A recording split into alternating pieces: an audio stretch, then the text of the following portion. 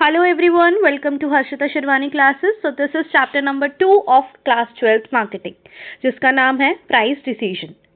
Price decision से ही आप समझेंगे इस चैप्टर में हमें क्या देखना है कि कितना प्राइस रखें. प्रोडक्ट डिसाइड होने के बाद हम सोचते हैं कि अब इसकी प्राइसिंग करनी है, मार्केट में हम इसे कितना के बेचेंगे. ठीक है, तो चलिए देखते हैं.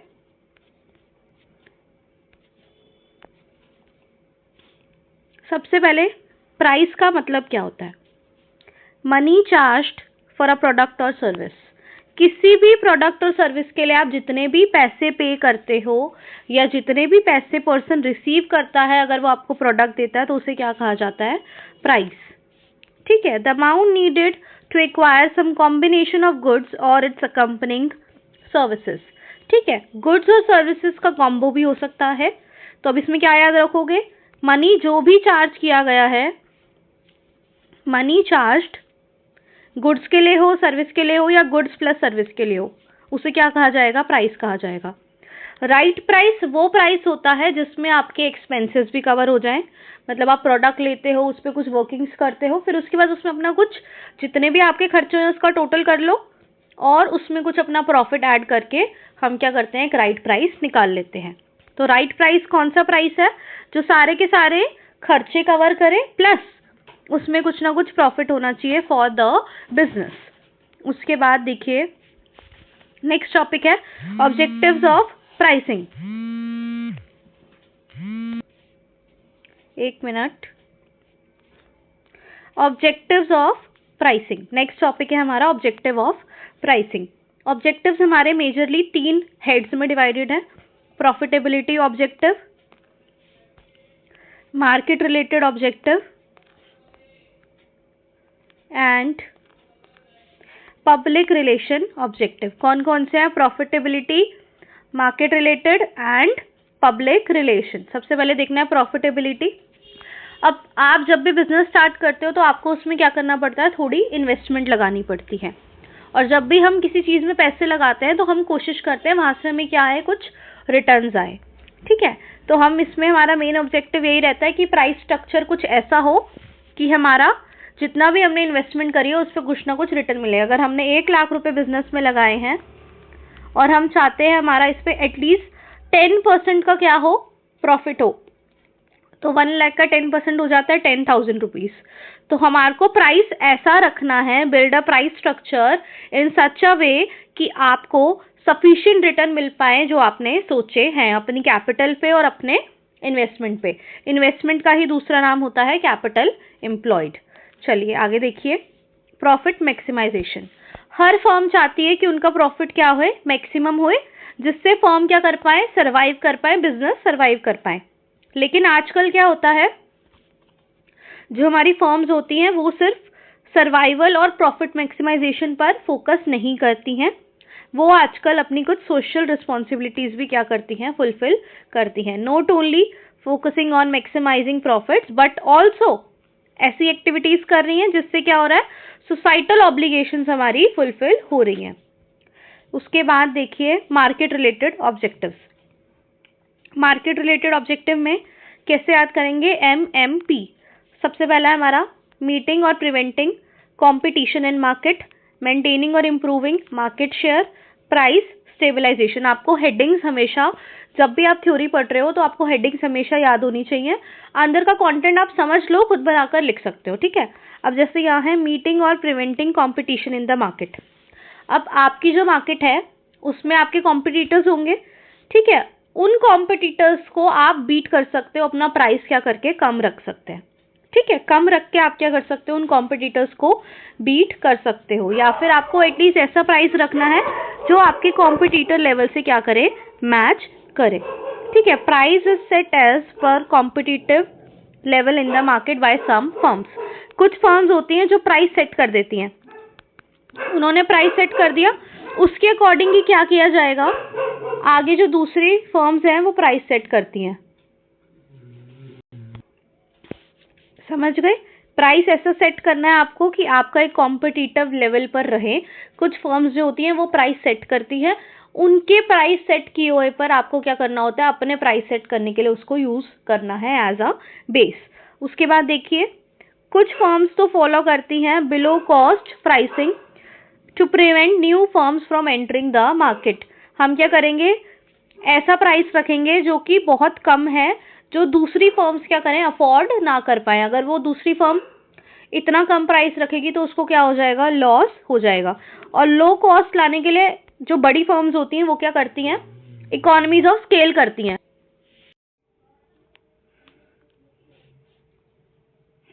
इसके बाद है मेंटेनिंग और इम्प्रूविंग मार्केट शेयर। अगर आपको अपना मार्केट शेयर इम्प्रूव करना है तो आपको क्या करना पड़ेगा, सही प्राइस को सेट करना पड़ेगा। ठीक है, उसके बाद देखिए price stabilisation. Price stabilisation as an objective is prevalent in industry that have a price leader. जहाँ पे किसी मार्केट में प्राइस लीडर है उस इंडस्ट्रीज में ये फॉर्मूला यूज होता है प्राइस स्टेबलाइजेशन का। एग्जाम्पल देखिए, ओलिगोपोली मार्केट्स होती हैं जिसमें क्या होता है, बहुत कम सेलर्स होते हैं और एक बिग सेलर क्या होता है, प्राइस को सेट करता है और बाकी सारे उसको फॉलो करते हैं और अपने प्राइस को स्टेबलाइज करते हैं साइमल्टेनियसली। साइमल्टेनियसली मतलब ऑन द सेम टाइम। ठीक है, उसके बाद देखिए कोई भी फर्म एंगेज नहीं होना चाहती प्राइस वॉर में, इसलिए क्या करती है, जो बिग सेलर ने सेट कर दिया प्राइस, उसी को सेम प्राइस को हम क्या कर देते हैं, स्टेबलाइज करने के लिए सेट कर देते हैं। उसके बाद देखिए यहाँ पर हमें they may even forgo maximising profit in times of prosperity और short supply in order to stabilise prices. कभी प्राइस को स्टेबलाइज करना हो तो सप्लाई थोड़ी कम कर देते हैं और जब मौका मिलता है तो प्राइस को प्रॉफिट को क्या कर लेते हैं, मैक्सिमाइज कर लेते हैं। This is because price stability helps in planned and regular production in the long run. जब मार्केट में प्राइस स्टेबिलिटी रहती है तो प्रोडक्शन लॉन्ग रन में क्या हो जाती है, प्लान्ड और रेगुलर हो जाती है। समझे, इसमें क्या याद रखोगे, प्राइस स्टेबलाइजेशन कौन सी मार्केट में होता है, जहाँ पे एक प्राइस लीडर हो। प्राइस लीडर हमेशा एक बिग सेलर होगा। और ऐसी कौन सी मार्केट होती है, ओलिगोपोली। यहाँ पर प्राइस वॉर्स ना हो इसलिए ही प्राइस स्टेबिलिटी लाई जाती है। प्राइस के ऊपर कॉम्पिटिटर्स एक दूसरे से लड़ाई ना करें कि भाई मैंने 10 रखा है तो वो 15 रखें, 15 रखा है तो 20 रखें। तो ऐसे प्राइस के ऊपर लड़ाई नहीं हो इसलिए हम क्या करते हैं, प्राइस को स्टेबलाइज कर देते हैं, जो कि लॉन्ग रन में हेल्प करता है प्लान्ड और रेगुलर प्रोडक्शन में। ठीक है, उसके बाद है हमारा next objective, public relation objectives. There are 2 public relation objectives, that is देखिए enhancing public image of the firm. जैसा प्राइस आप सेट करते हो उसके हिसाब से आपकी ब्रांड रेपुटेशन होती है। इवन अगर आपकी ब्रांड रेपुटेशन बहुत अच्छी है, स्ट्रांग है, तो आप क्या करेंगे, आप हायर प्राइसेस चार्ज कर सकते हो। ठीक है, और एक ब्रांड इमेज भी बनी रहती है, कस्टमर का भी ट्रस्ट बना रहता है कि आप एक करेक्ट प्राइस चार्ज करते हो, ना ज़्यादा कम ना ज़्यादा ज़्यादा। ठीक है, चलो एक बार रीड कर लेते हैं। Public image is important for a companies success. Company की सक्सेस के लिए पब्लिक इमेज बहुत ज़रूरी है। It is form by brand name, employees, packaging, trademarks and marketing efforts. उसके बाद देखिए प्राइसिंग भी इफेक्ट करता है कंपनी की इमेज को। कैसे, जिस फर्म का स्ट्रॉन्ग ब्रांड रेप्यूटेशन है वो हायर प्राइसेस चार्ज कर सकता है। हाई क्वालिटी ब्रांड्स में लूज कस्टमर, मतलब वो अपने कस्टमर को लूज कर सकते हैं अगर उनका प्राइस बहुत कम हो, बहुत चीप लगे लोगों को खरीदने में। ठीक है, उसके बाद customer accept higher prices from trusted company. जो उन कंपनी पे उन्हें भरोसा होता है उस पर वो हायर प्राइसेस भी देने के लिए तैयार हो जाते हैं। इससे क्या होता है, एक ब्रांड इमेज बनती है, कस्टमर का ट्रस्ट मेंटेन और बिल्ड होता है। उसके बाद देखिए रिसोर्स मोबिलाइजेशन। रिसोर्स मोबिलाइजेशन का मीनिंग क्या होता है, जब आप फंड्स जनरेट करते हो फॉर ग्रोथ और investment. Resource mobilisation means generating funds for growth and reinvestment. मतलब ग्रोथ के लिए आपको पैसे चाहिए होंगे तो आप वो फंड्स को जनरेट करते हो, जब आपके पास पैसे आ गए, ग्रोथ भी हो गई, तो उस पैसे को आप कहीं ना कहीं इन्वेस्ट करते हो, उसे कहा जाता है री इन्वेस्टमेंट।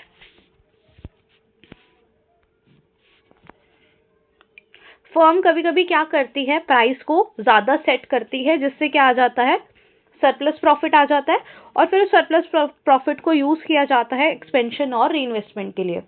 बिजनेस को एक्सपेंड करने के लिए भी यूज कर सकते हो और एक्स्ट्रा पैसा आ गया तो उसको आप कहीं ना कहीं दूसरी जगह पर इन्वेस्ट भी कर सकते हो। Government also use pricing to increase revenue, government भी यही करती है, प्राइस को यूज करती है अपना रिवेन्यू इंक्रीज करने के लिए। जनरली ये कहाँ पर यूज किया जाता है? डेवलप्ड कंट्रीज में, जहाँ पे टैक्स और प्राइसिंग दोनों ही क्या होता है, फंड जनरेट करते हैं। ठीक है, इसमें आपको मेन चीज जो याद रखनी है वो है इसका मीनिंग। क्या मीनिंग है इसका? जनरेट फंड करता है फॉर ग्रोथ और रीइन्वेस्टमेंट। प्राइसेस को हाई रखा जाता है जिसकी वजह से सरप्लस प्रॉफिट हो जाता है, और फिर उस सरप्लस प्रॉफिट को क्या किया जाता है? एक्सपेंशन और इन्वेस्टमेंट के लिए यूज किया जाता है।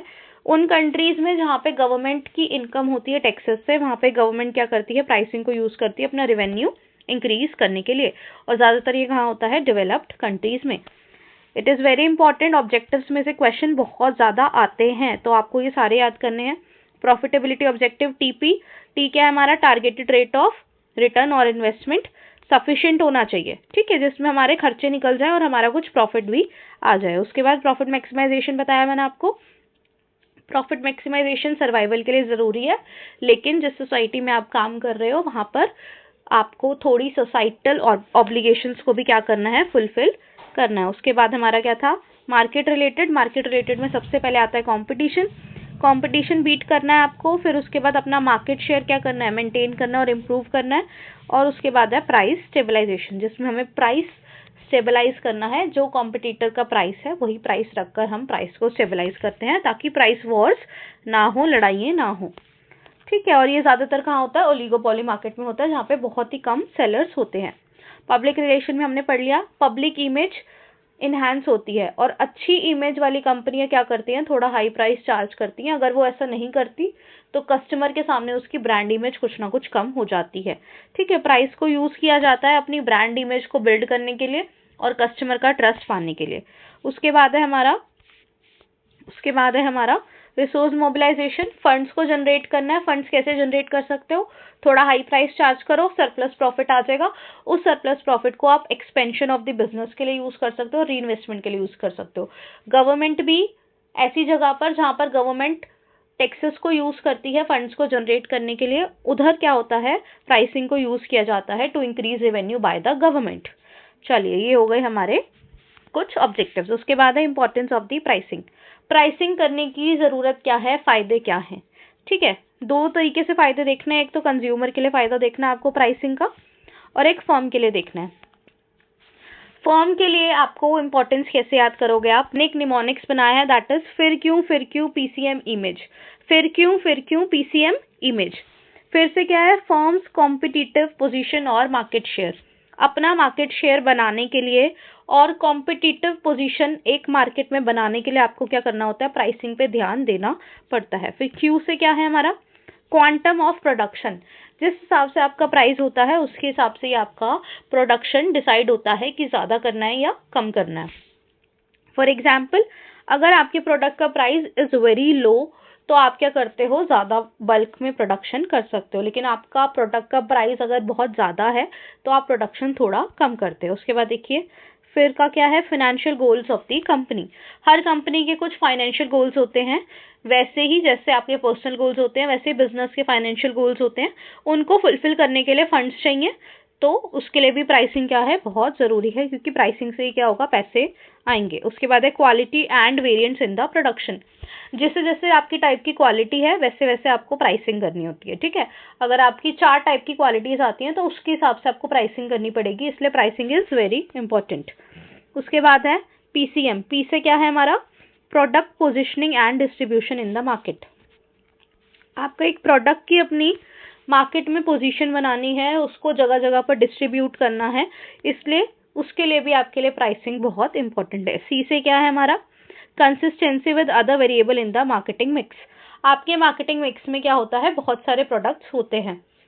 मार्केटिंग मिक्स में क्या होता है? आपके 4 पीस है। उन पीस में से एक पी क्या है? प्राइस है, और एक पी प्राइस को बाकी 3 पी के साथ क्या करना है? कंसिस्टेंसी मेंटेन करनी है, जिसकी वजह से प्राइसिंग क्या है? इंपॉर्टेंट है। उसके बाद एम से क्या है? Maintaining systems of free enterprise. कुछ कंपनीज ऐसी होती है जिनकी बहुत सारी यूनिट्स होती हैं, बहुत सारे डिपार्टमेंट्स होते हैं। उनमें से मान लो एक डिपार्टमेंट ऐसा है जो क्या करता है? फ्री सर्विसेज प्रोवाइड करता है। क्या करता है? फ्री सर्विसेज प्रोवाइड करता है, तो उनका सिस्टम भी मेंटेन करने के लिए हमें दूसरे जो डिपार्टमेंट्स है उधर प्राइसिंग पे बहुत ज़्यादा ध्यान देना पड़ता है। ठीक है, उसके बाद देखिए इमेज। इमेज क्या है? कंपनी की इमेज प्राइसिंग से क्या है? कनेक्टेड है। हमने ऑलरेडी पीछे पढ़ लिया, ये हमने ऑलरेडी पीछे ये ब्रांड इमेज वाले पॉइंट में रीड कर लिया। ठीक है, क्या याद करोगे? फिर क्यू, पीसीएम, इमेज। उसके बाद है फॉर कंज्यूमर, डीएस। ठीक है, फॉर कंज्यूमर क्या इंपॉर्टेंट है? आप खुद खरीदने जाते हो, तो आपके लिए प्राइस क्यों मायने रखता है? सबसे पहले तो डिसीजन मेकिंग। आपको पहले देखना है कि भाई आपको ये लेना है या नहीं लेना। कोई भी चीज़ हम खरीदते हैं तो सबसे पहले होता है सेटिस्फेक्शन ऑफ नीड्स। ठीक है, हम कोई भी चीज़ खरीदते क्यों है? ताकि हमारी कोई नीड या वांट सेटिस्फाई हो जाए। अगर हमारी नीड और वांट सेटिस्फाई हो रही है तो हम खरीद लेंगे। उसके बाद हमें प्राइस देखना होता है कि भाई हमारे बजट में है या नहीं है। तो डिसीजन मेकिंग में भी क्या करता है? प्राइस हेल्प करता है। Determine the purchasing power and standard of living of the consumer. अब जिसका जितना अच्छा खरीदने की क्षमता होगी, फॉर एग्जाम्पल आगे जाके आपकी जॉब लगेगी, आप अगर 25,000 कमा रहे हैं तो आपकी परचेजिंग पावर कम होगी। अगर आप 1 लाख रुपए कमा रहे हैं तो आपकी परचेजिंग पावर क्या होगी? ज़्यादा होगी। उसके हिसाब से आपका स्टैंडर्ड ऑफ लिविंग होता है। फॉर एग्जाम्पल अगर आप 25,000 पर मंथ कमाते हैं तो शायद आप ब्रांडेड कपड़े कम पहने। अगर 1 लाख रुपए महीना कमाने लग जाते हो तो आपको क्या चाहिए? ब्रांडेड क्लोथ्स चाहिए। तो it helps you to determine purchasing power. आपको अपनी परचेजिंग पावर पता चलेगी और आपकी अपनी स्टैंडर्ड ऑफ लिविंग से कहना चाहते हैं आपको अपनी औकात पता चलेगी। ठीक है, उसके बाद क्या है? Social welfare enhancement. कुछ कंज्यूमर्स के लिए सोशल वेलफेयर इन्हांसमेंट भी होता है। फॉर एग्जांपल कुछ प्रोडक्ट सब्सिडीज में मिल जाते हैं, सब्सिडी दे देते हैं गवर्नमेंट वाले, तो प्राइसिंग से कहीं ना कहीं सोशल वेलफेयर का इन्हांसमेंट भी किया जाता है। और एग्जांपल हो गया राशन शॉप्स, वहाँ पर बहुत कम प्राइस पे क्या किया जाता है? गुड्स प्रोवाइड की जाती हैं। तो कंज्यूमर के लिए कहीं ना कहीं एक वेलफेयर हो जाता है। मीनिंग, ऑब्जेक्टिव और हमने कवर कर लिया था। Importance of pricing in video number 1, part number 1, तो आप वहाँ जाकर देख सकते हो। उसके बाद अब पार्ट 2 में हम कवर करने वाले हैं फैक्टर्स अफेक्टिंग प्राइसिंग। उन फैक्टर्स को कवर करेंगे जिससे प्राइस जब हम सेट कर रहे होते हैं उस पर इम्पैक्ट आता है। ठीक है, 1 मिनट। हाँ, अब ठीक है।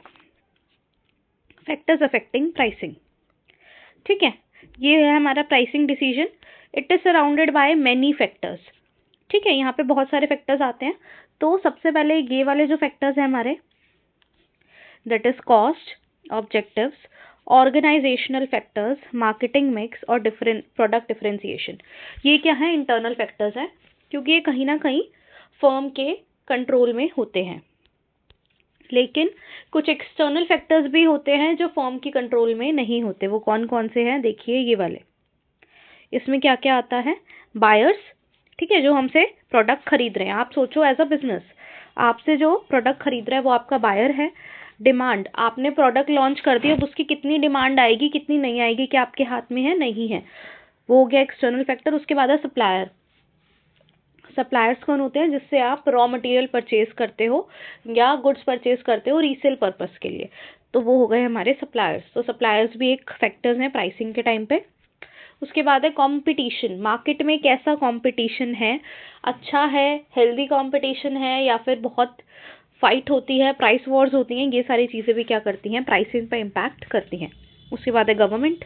अगर गवर्नमेंट कह देगी आप मैक्सिमम इतना ही प्राइस चार्ज कर सकते हो तो आपकी प्राइसिंग पे इफेक्ट आ जाएगा। उसके बाद है इकोनॉमिक डिसीजंस, इकोनॉमिक कंडीशंस।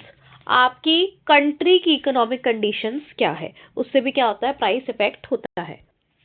इस वीडियो में हमें इन्हीं फैक्टर्स को क्या करना है? डिटेल में पढ़ना है। तो सबसे पहले देख लेते हैं इंटरनल फैक्टर्स। इंटरनल फैक्टर्स कौन से होते हैं? जो within control of the firm up to certain extent. Up to certain extent का मतलब क्या है? फुल्ली कंट्रोल में नहीं होते, लेकिन एक हद तक क्या होता है? फर्म की कंट्रोल में होते हैं। फर्म इन फैक्टर्स को रेगुलेट कर सकती है, चेंज कर सकती है एज पर देयर रिक्वायरमेंट। अगर फर्म चाहे तो इनको चेंज भी कर सकती है और रेगुलेट भी कर सकती है। कुछ फैक्टर्स हैं, चलो बात कर लेते हैं। सबसे पहला है ऑब्जेक्टिव। कोई भी फर्म अगर बिजनेस कर रही है तो उसके कुछ क्या होंगे, ऑब्जेक्टिव्स होंगे, और फर्म हमेशा ऑब्जेक्टिव्स को अचीव करने की कोशिश करती है। प्राइस क्या है, उसमें ऑब्जेक्टिव्स को अचीव करने के लिए क्या करता है, कंट्रीब्यूट करता है। देखो फर्म के क्या क्या ऑब्जेक्टिव्स हो सकते हैं कि हमें अपना रेवेन्यू ज़्यादा करना है, रेवेन्यू मतलब सेल्स, कि हमें इस साल 10 करोड़ की सेल्स करनी है। प्रॉफिट, हमें इस साल 5 लाख का प्रॉफिट करना है। मार्केट शेयर, हम 75% ऑफ द मार्केट शेयर क्या करना चाहते हैं, कैप्चर करना चाहते हैं। कस्टमर सेटिस्फेक्शन, हम चाहते हैं जो भी हमें फीडबैक्स आए उसमें से 90% पॉजिटिव फीडबैक्स होने चाहिए। ये हो जाते हैं कुछ डिफरेंट ऑब्जेक्टिव जिसमें बिजनेस कोशिश करता है कि वो रेवेन्यू को मैक्सिमाइज करे, प्रॉफिट को, मार्केट शेयर को, या फिर कस्टमर सेटिस्फेक्शन को। और इन सब में ही क्या होता है, प्राइसिंग बहुत इंपॉर्टेंट रोल प्ले करता है। ठीक है, pricing policy should established after clear consideration of the firms objective. Firms के ऑब्जेक्टिव जब सेटअप हो जाते हैं उनको ध्यान में रखते हुए ही हमें क्या करना होता है, हमेशा प्राइस को सेट करना चाहिए। उसी के हिसाब से ही प्राइसिंग पॉलिसी को इस्टेब्लिश करना चाहिए। ठीक है, पहला पॉइंट हो गया ऑब्जेक्टिव्स। उसके बाद है टॉप मैनेजमेंट। बिजनेस के जितने भी डिसीजंस होते हैं कौन लेता है, मैनेजमेंट लेती है। तो प्राइसिंग का डिसीजन भी कौन लेगा, मैनेजमेंट लेगी। और मैनेजमेंट हमेशा कुछ पॉलिसीज बनाती है, उसी के हिसाब से क्या होनी चाहिए, प्राइसिंग होनी चाहिए। देखिए, मार्केटिंग मैनेजर असिस्ट करता है टॉप मैनेजमेंट को इन प्राइस डिटर्मिनेशन की कितना प्राइस रखें, and ensure that pricing takes place within the policies laid down by the top management. जो पॉलिसीज टॉप मैनेजमेंट ने सेटअप करी हैं उसी के अंदर आपको क्या करना है, एक प्राइस डिसाइड करना है, और वो प्राइस आगे जाके प्रोडक्ट पे अप्लाई हो जाएगा। उसके बाद है मार्केटिंग मिक्स। आपको पता है सारे मार्केटिंग मिक्स के 4 पीस जो भी हैं वो क्या होते हैं, एक दूसरे से इंटरकनेक्टेड हैं, और प्राइस से इम्पैक्ट आएगा प्लेस पे, प्रोडक्ट पे, प्रमोशन पे। इसलिए भी वो क्या है, एक इम्पॉर्टेंट फैक्टर हो जाता है जब भी आप प्राइस को डिसाइड कर रहे हो। उसके बाद है प्रोडक्ट डिफरेंशिएशन। देखिए, प्रोडक्ट का प्राइस हमेशा डिपेंड करता है उसकी कैरेक्टरिस्टिक्स पे। ठीक है, आपके पास बहुत सारे क्वालिटी के प्रोडक्ट्स हो सकते हैं। ठीक है, मान लो 4 क्वालिटी के प्रोडक्ट है, Q1, Q2, Q3, Q4। Q1 is your best quality and Q4 is your least best, is your worst quality, जो आपके पास सबसे बेकार चीज मिलती है। ठीक है, तो उसके हिसाब से आप क्या करोगे, प्राइसिंग करोगे और प्रोडक्ट को डिफरेंशिएशन कर पाएंगे। मान लो आपके प्रोडक्ट पे 500 रुपये लिखा है तो आपको भी समझ आ रहा है कि भाई ये मेरा प्रोडक्ट अच्छी क्वालिटी वाला है। अगर आपके प्रोडक्ट पे 50 रुपये लिखा है तो आप उस प्राइस से अंडरस्टैंड कर सकते हो आपका प्रोडक्ट किस टाइप का है। और नए स्टाइल्स आते हैं उनका प्राइस ज़्यादा होना चाहिए। पुराने ओल्ड फैशन कुछ आपका अगर हो गया प्रोडक्ट तो आपको उसका प्राइस कम करना है। ये होता है प्रोडक्ट डिफरेंशिएशन। चलो एक बार रीड कर लेते हैं। The price of the product depends upon the characteristics of the product. आपका प्रोडक्ट कितनी अच्छी क्वालिटी का है, कितनी अच्छी उसमें कैरेक्टरिस्टिक्स हैं, उस पर डिपेंड करेगा। In order to attract the customer, अगर आपको कस्टमर्स को अट्रैक्ट करना है तो different characteristics are added to the product. आप क्या करते हो, अपने प्रोडक्ट में अच्छी अच्छी क्वालिटीज़ को ऐड करते जाते हो। उन क्वालिटीज़ को ऐड करने के बाद आप क्या कर सकते हो, थोड़े पैसे ज़्यादा एक्स्ट्रा चार्ज कर सकते हो। उसे ही कहा जाता है product differentiation. What is product differentiation? आप इसमें एग्जाम्पल लिख सकते हो, कार का एक बेस मॉडल आता है, फिर आजकल नए नए फीचर्स ऐड ऑन होने लग गए हैं कि भाई इसके टायर्स बहुत अच्छे हैं, या फिर ये सनरूफ गाड़ी है, या फिर इसमें, मुझे तो इतना कार्स के बारे में पता नहीं है, बट आप ये 2 एग्जाम्पल लिखो। अगर आप नॉर्मल गाड़ी लेते हो, बेस मॉडल लेते हो, तो मान लो आपको 10 लाख की पड़ रही है, लेकिन आप सनरूफ वाली गाड़ी ले रहे हो तो आपको 11 लाख की पड़ रही है। तो उसका जो 1 लाख रुपए प्राइस बढ़ा है वो क्यों बढ़ा है? इसलिए बढ़ा है कि उसमें हमने एक एडिशनल कैरेक्टरिस्टिक ऐड ऑन कर दी, इसलिए वो प्रोडक्ट क्या हो गया, बेस मॉडल से डिफरेंट हो गया। ठीक है, तो इसलिए हम उसके लिए ज़्यादा प्राइस चार्ज कर सकते हैं। तो प्राइसिंग पे इम्पैक्ट आ गया। ठीक है, उसके बाद देखिए, in order to attract the customer different characteristics are added to the product such as quality अच्छी कर दो, साइज थोड़ा बड़ा कर दो, colour, attractive package, alternate uses and etcetera. ठीक है, जनरली कस्टमर रेडी हो जाता है टू पे मोर price for the product which is of new style. कुछ नए स्टाइल के लिए हम ज़्यादा पैसे देने के लिए तैयार हो जाते हैं। Fashion, better package etcetera. इसके बाद है कॉस्ट। कॉस्ट क्या होता है? जो आपका खर्चा हुआ है उस प्रोडक्ट को बनाने में जिसकी प्राइसिंग आप सेटअप कर रहे हो। ठीक है, जब भी हम प्राइस सेटअप कर रहे हैं, मान लो आपको बनाने में लग गए 8 रुपए, तो आप वो कितने का बेचोगे? 8 से ज़्यादा का ही बेचोगे। तो हमेशा प्राइस का कॉस्ट से लिंक रहता ही है। अगर आपने एक प्रोडक्ट को 8 रुपए में बनाया है और आपने सोचा है सपोज कि आप 2 रुपए का प्रॉफिट हर प्रोडक्ट पे कमाना चाहते हो, तो आप कितने का बेचोगे? क्या प्राइस सेट करोगे? 10 रुपए। ठीक है, इसलिए कॉस्ट हमेशा एक इम्पॉर्टेंट फैक्टर रहता है to decide the price. Price must cover the cost of production, मतलब कम से कम आपका प्रोडक्ट 8 रुपए का तो बिकना ही चाहिए। मान लेते हैं 0 प्रॉफिट पे बेच रहे हो, तो 8 रुपए की कॉस्ट तो क्या हो जाए? रिकवर हो जाए, including material, labour, overhead, administrative and selling expenses and a reasonable profit. वही चीज़ मैंने आपको बोली कि सारे खर्चे आ जाएं और थोड़ा बहुत आपका प्रॉफिट आ जाए।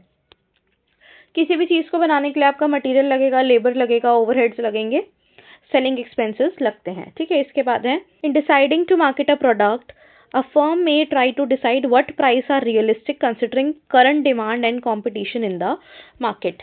जब भी आप किसी प्रोडक्ट को मार्केट करने वाले हो तो उसका क्या प्राइस रखना है, वो प्राइस हमेशा रियलिस्टिक होना चाहिए, पहली चीज़। और दूसरी चीज़, जो करंट डिमांड और कंपटीशन मार्केट में चल रहा है उसको ध्यान में रख के ही आप प्राइस डिसाइड करेंगे। फॉर एग्जाम्पल, आपकी मार्केट मान लो आपका प्रोडक्ट है पेंसिल।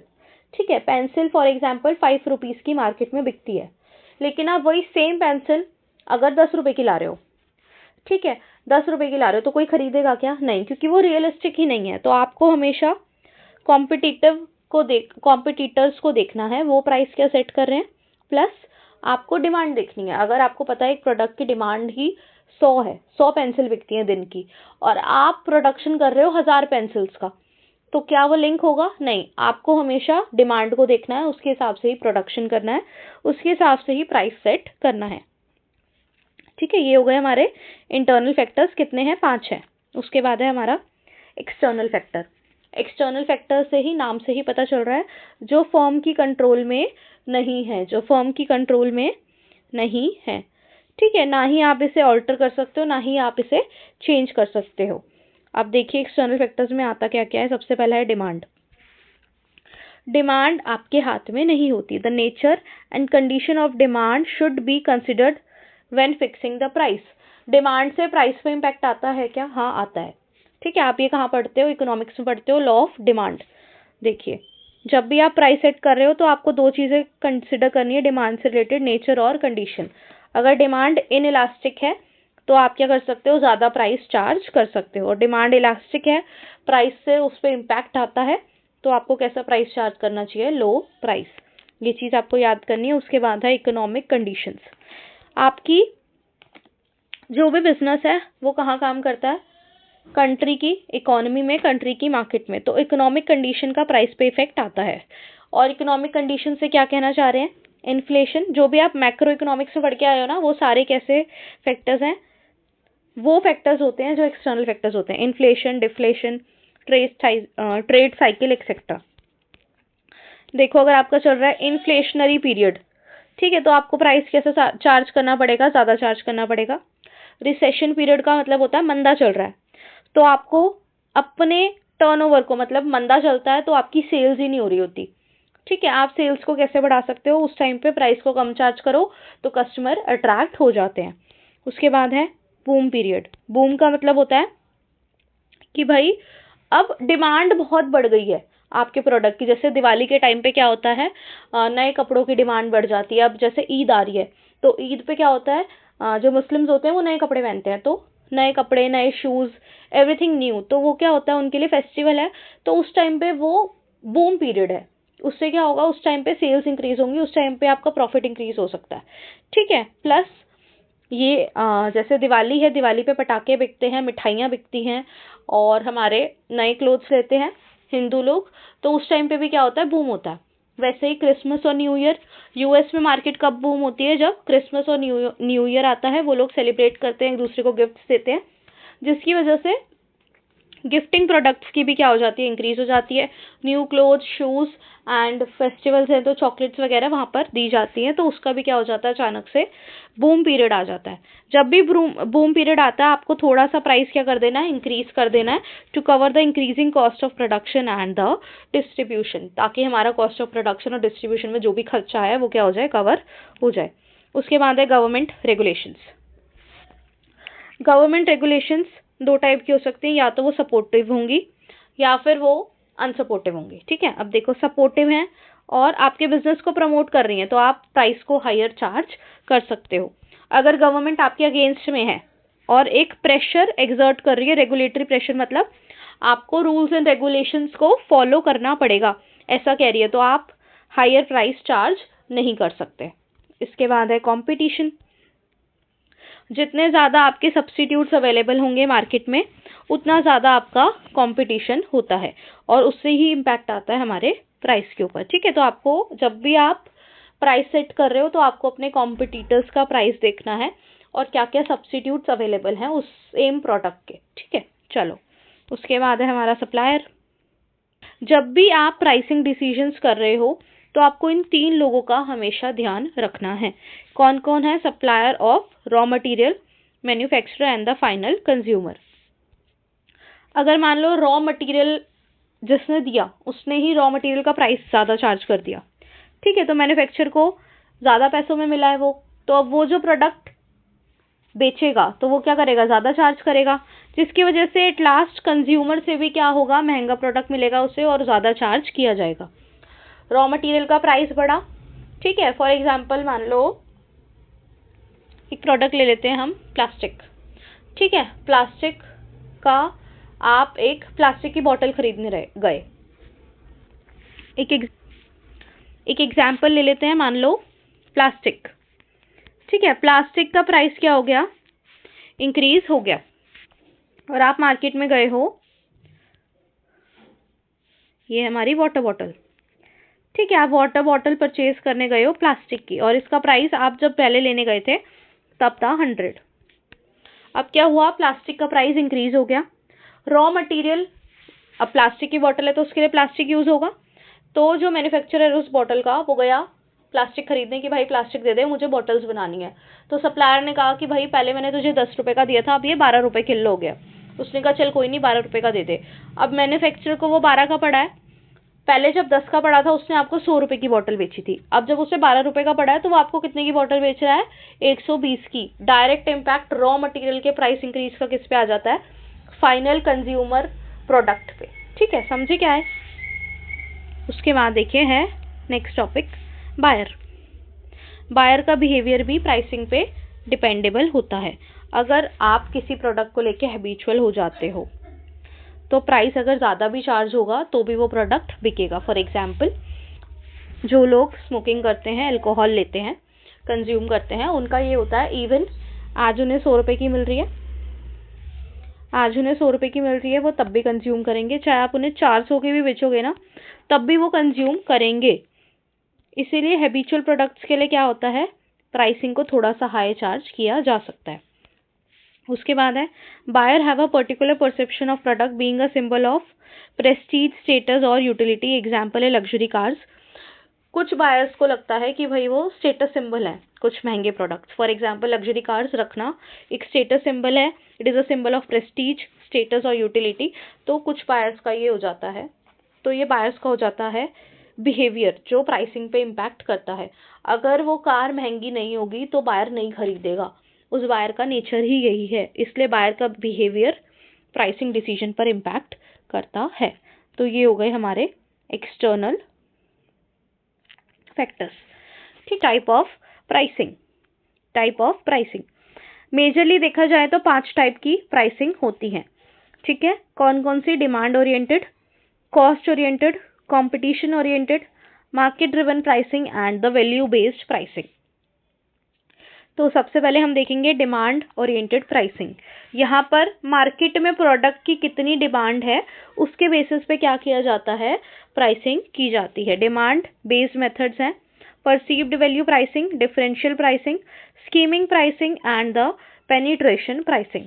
परसीव्ड वैल्यू प्राइसिंग का मतलब क्या होता है, जो वैल्यू कस्टमर को लगती है प्रोडक्ट की, उसके हिसाब से हम प्राइस को सेट करेंगे। एग्जाम्पल देती हूँ, आप टीवी खरीदने गए हो, ठीक है, आपकी कॉस्ट लगी है उसे बनाने में 4,000 की कॉस्ट लगी है, और आप उसे 5,000 में बेच रहे हो, 1,000 रुपये आपका प्रॉफिट ऐड करके।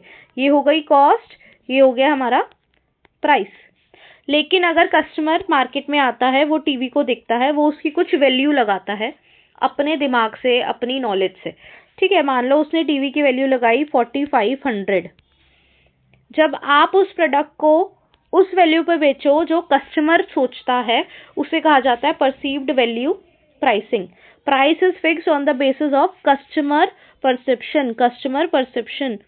कस्टमर के परसेप्शन ऑफ दी वैल्यू पर हम क्या करते हैं, प्राइस को डिसाइड करते हैं। इसके फीचर्स क्या हैं? Based on buyers perception, same product में हैव डिफरेंट प्राइसेस। एक प्रोडक्ट के डिफरेंट प्राइसेस भी हो सकते हैं, मतलब सोच सोच की बात है। वही चाय, जो सेम चाय है, ठीक है, ये हमारी चाय है, दिस इज टी। आप पीने गए हो एक ठेले पे, कितने की मिल जाएगी? 10 रुपए की। अब यही चाय अगर आप पीने जा रहे हो 5 स्टार होटल में, आपको यही चाय 10 रुपए के आगे 2 जीरो और लग जाएंगी, 1,000 रुपए की मिलेगी। चाय तो सेम है, बस ये क्या है, कंज्यूमर का परसेप्शन चेंज होता है, जगह जगह के बेसिस पे हमारा उसको वैल्यू को लगाने का डिफरेंस हो जाता है, ठीक है। आगे देखिए, marketing efforts increase perceived value. अगर आप उसकी मार्केटिंग में बहुत मेहनत करते हो तो आप परसीव्ड वैल्यू को क्या कर सकते हो, इंक्रीज कर सकते हो। वही चीज है, सेम चाय को अगर आप कुछ रिलेट करके दे दो कि भाई ये है पॉजिटिव टी, कैसी चाय है ये, पॉजिटिव टी है, तो आपने मार्केटिंग कर दी, थोड़ा सा अलग से दिख रहा है लोगों को, तो लोग आएंगे खरीदेंगे, और आपके मार्केटिंग एफर्ट से क्या हो गया, कस्टमर को भी लगेगा कि हाँ भाई ये चाय कुछ थोड़ी सी डिफरेंट है। ये तरीके होते हैं जिससे आप क्या कर सकते हो, परसीव्ड वैल्यू को इंक्रीज कर सकते हो। उसके बाद है डिफरेंशियल प्राइसिंग। में क्या होता है, एक ही प्रोडक्ट को अलग अलग प्राइस पे बेचा जाता है अलग अलग कस्टमर को, different price to different customer. Difference करने के बहुत सारे तरीके हो सकते हैं, जैसे कि टाइम ऑफ परचेज। इसका बेस्ट एग्जांपल है, सब्जियां खरीदने जाते हैं, अगर आप सुबह सुबह खरीदने जा रहे हो तो आपको बहुत फ्रेश सब्जियां मिलती हैं, तो आपको प्राइस ठीक ठाक चार्ज किया जाता है। लेकिन अगर आप वही सब्जियां रात को लेने जा रहे हो, उनको पता है अगर आज नहीं बिकी तो कल सड़ जाएंगी, कल बिकेंगी नहीं, तो वो क्या करते हैं, कम प्राइस पे बेचने के लिए तैयार हो जाते हैं। तो उससे क्या होता है, अलग टाइम पे अलग चार्ज कर दिया। वैसे ही होटल का देखें, अगर आप जा रहे हो घूमने, फॉर एग्जाम्पल ऋषिकेश घूमने गए, आप गए हो वीकेंड पे, या फिर वहां पर लॉन्ग वीकेंड्स, आपको पता है क्या होता है, फ्राइडे सैटरडे संडे तीनों दिन लगातार छुट्टी आती है, तो लोग उस टाइम पे ज्यादा घूमने जाते हैं, तो उससे भी प्राइस में क्या हो जाता है, इम्पैक्ट हो जाता है। आपको वीकेंड्स पे या लॉन्ग वीकेंड्स पे क्या दिखेगा, प्राइस ज्यादा चार्ज किए जाएंगे, और नॉर्मल जो वीकडेज होते हैं जब कोई भी घूमने नहीं जाता है, तब क्या होते हैं, होटल के चार्जेस वो कम कर देते हैं। उसके बाद है लोकेशन, अलग अलग लोकेशन अलग अलग प्राइस। मोमोज देख लेते हैं, ठीक है, मोमोज मुझे बहुत पसंद है, तो मोमोज का अगर आप किसी ठेले पे खा रहे हो तो अलग प्राइस है, किसी रेस्टोरेंट में खा रहे हो अलग प्राइस है, आप MKT गए हो, मजनू का टीला, वहाँ पे अलग प्राइस है, आप कमला नगर गए हो वहाँ अलग प्राइस है, लाजपत नगर गए हो अलग प्राइस है। तो अलग अलग जगह के अलग अलग प्राइसेस हो सकते हैं, ठीक है। For example, same product cheaper in the wholesale market. एक एग्जाम्पल ये भी हो सकता है कि वही सेम प्रोडक्ट आप अगर होलसेल मार्केट से खरीदने जाओ तो आपको सस्ता मिल सकता है। जैसे कि हमारे यहाँ होलसेल मार्केट, अगर मैं बताऊँ आपको, फॉर एग्जाम्पल आपको कुछ भी प्लास्टिक की बॉटल्स लेनी है, तो आप क्या करो, सदर चले जाओ, या आपको ज्वेलरी पीसेस लेने हैं तो आप सदर चले जाओ, वहाँ पे आपको बहुत सस्ती मिलेंगी। और वही चीज़ अगर आप नॉर्मल मार्केट से लेते हो तो आपको महंगी मिलेंगी। ये हो गया लोकेशन के बेसिस पे डिफरेंस इन द प्राइसेस। उसके बाद है प्रोडक्ट वर्जन। इसका एग्जाम्पल है कार का बेस मॉडल आता है, फिर उससे बेटर मॉडल, उससे बेटर मॉडल, मॉडल 1 2 3, ऐसे बहुत सारे मॉडल आते हैं एक ही कार के। मान लो हमारी कार है i10, तो i10 के ही 15-20 वेरिएंट होंगे, ठीक है, जिसकी वजह से क्या होता है, डिफरेंट वर्जन का डिफरेंट प्राइस होता है। इन्होंने क्या एग्जाम्पल दिया है, hard cover versus paper back book.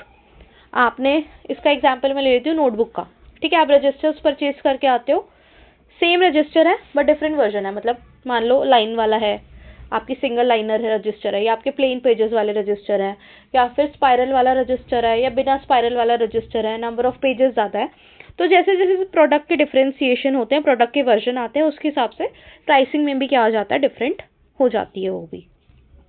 उसके बाद है कस्टमर, अलग अलग कस्टमर से अलग अलग चार्ज कर लो, डिफरेंट कस्टमर डिफरेंट प्राइसेस। इसका बेस्ट एग्जांपल है सिनेमा सीट्स। सिनेमा में क्या होता है, आगे वाली सीट्स जो होती हैं वो सस्ती होती है और पीछे वाली क्या होती है, महंगी होती है। क्यों? क्योंकि पीछे वाले से अच्छा व्यू आता है, अच्छे से देख पाते हैं और ज़्यादा मज़ा आता है इसीलिए, और गर्दन में दर्द नहीं होता, सबसे ज़्यादा ज़रूरी। ठीक है, इस वजह से क्या होता है, आगे वाली सीट्स कस्टमर को सस्ती पड़ती है और पीछे वाली सीट्स महंगी पड़ती हैं। उसके बाद सबसे बेस्ट है bargaining ability. I don't know, बहुत लड़कियों के पास इतनी सारी बार्गेनिंग पावर कहाँ से आती है। वो जो जिस चीज़ के अंकल जी 1000 रुपये मांग रहे होते हैं वो 100 रुपये 200 रुपये में भी क्या कर ले आती हैं, लेकर आ जाती हैं। तो जब भी आपकी बार्गेनिंग स्किल्स अच्छी होंगी तो आप कम पैसे दे के आओगे, अगर बार्गेनिंग स्किल्स अच्छी नहीं है तो आप ज़्यादा पैसे दे के आओगे। ठीक है, उसके बाद है स्कीमिंग प्राइसिंग। अब स्कीमिंग प्राइसिंग क्या होता है? ठीक है, हमारे ये 2 मेथड्स हो गए हैं। कौन कौन सा हो गया? परसीव्ड वैल्यू, जैसा कस्टमर परसीव करे उस हिसाब से प्राइस चार्ज करो। उसके बाद डिफरेंशियल, डिफरेंट कस्टमर से डिफरेंट प्राइस चार्ज करो। अब है स्कीमिंग प्राइसिंग। स्कीमिंग प्राइसेस का मतलब होता है पहले आप इनिशियली क्या करो, ज़्यादा प्राइस चार्ज करो, फिर धीरे धीरे कम करते जाओ। सूटेबल कब है?